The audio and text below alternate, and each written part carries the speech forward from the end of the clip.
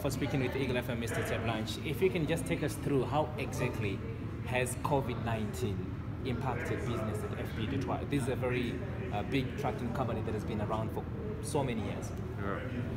Yeah, definitely. If COVID-19 impacted all businesses, maybe I think the only businesses that were not impacted is the guys who supply food and medicine and so.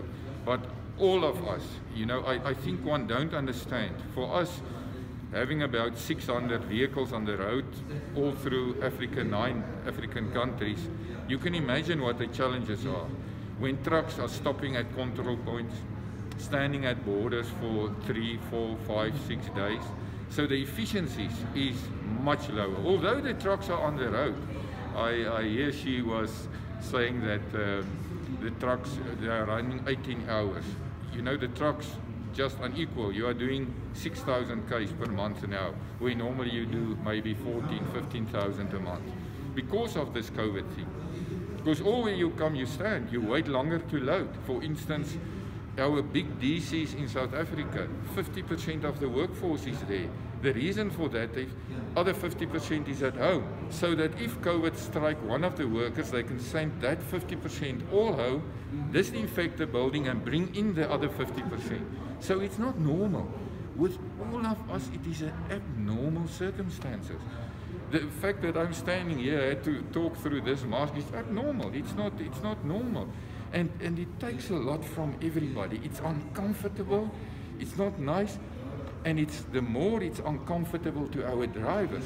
And I would like to say, listen, you can pay people double in this uncomfortable, but your income is only maybe half of what it was normal.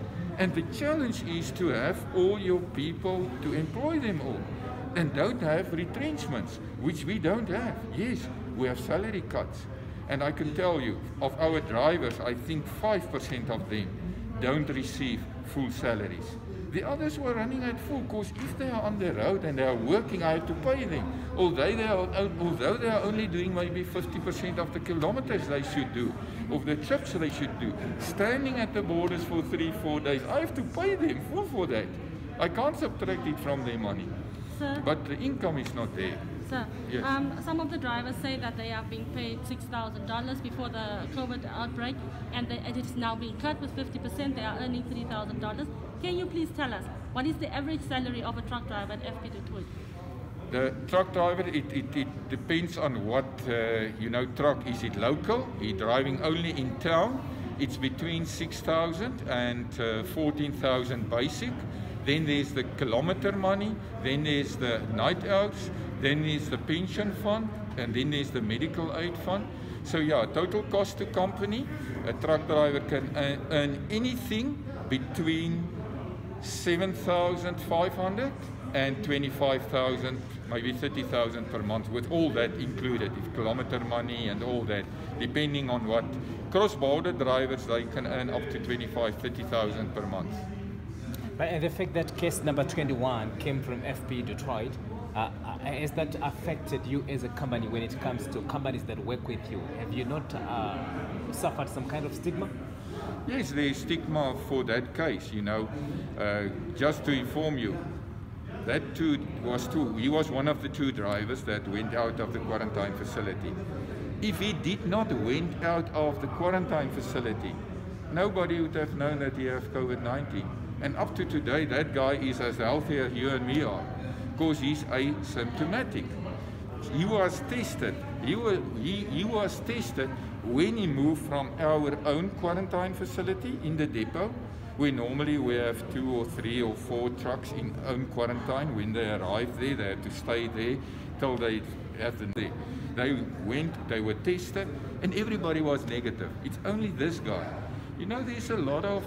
I'm not a doctor. I'm not in the health department. Because there's a lot of still, uncertainties also about people testing positive, negative.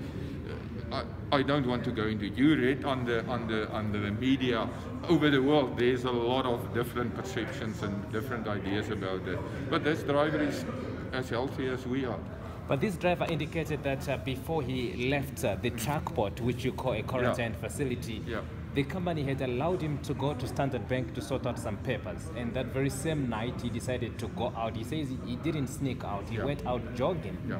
Can you tell us, did you allow this truck driver to go to Standard Bank to go and sort out papers while you were well aware that he is under When quarantine? he was allowed at that point in time, there was communication with the Department of Health so that the driver could, because there was urgent matter. The arrangement was for a driver to go out, maybe to a doctor, maybe to get his passport, maybe to get his PDP thing. He must have a permit before he can go out. And they went out without that permit so that we could inform or ask the Department of Health, is it possible, can these guys go? But that case is still ongoing, so there's no, they've still, they could, I think it's still when they come out of quarantine, then the case will go on further, the disciplinary case. So I don't want to jeopardize it. Yeah, beforehand, so that the process, I think it's not fair against them and also not against us to now say. Is it true that you have unfairly dismissed him without a disciplinary hearing? No, it's totally untrue. No, we suspend them the next day, giving them notice. They go from there, the ambulance come, take them to the quarantine facility, and we appointed an independent chairperson. We give notice of the hearing. It was 48 hours notice that you give for them also to have representative. It was a Thursday. I think the hearing was on the next Tuesday, so there was enough time. So the hearing independent. A day later, it was, the outcome was presented to them, and they were also informed that they have 5 days to act against that, to come up with, to appeal against it. And so it was, no, nothing. We won't do something like that. What is your position?